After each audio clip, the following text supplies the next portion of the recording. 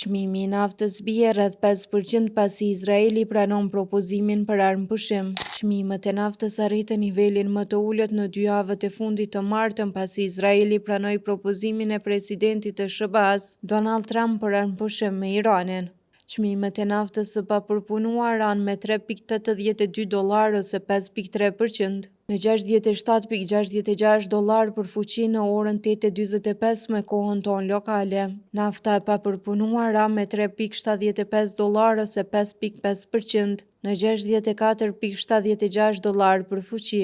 Izraeli ka rënë dakord me propozimin e Trump për një armëpushim me Iranin, tha kryeministri Benjamin Netanyahu në një deklaratë të lëshuar nga zyra e tij të martën. Trump tha se të hënën Izraeli dhe Irani kanë rënë dakord plotësisht për një armëpushim, duke shtuar se Irani do fillojë armëpushimin me një herë i ndjekur nga Izraeli pas 12 orësh.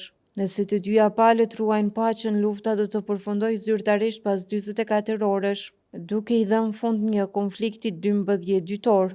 Irani është prodhuesi i tretë më i madh i naftës bruto në OPEC dhe armëpushimi do t'i mundsonte atij të eksportonte më shumë naftë dhe të parandalonte ndërprerjet e furnizimit, një faktor i rëndësishëm në rritjen e çmimeve të naftës në ditët e fundit.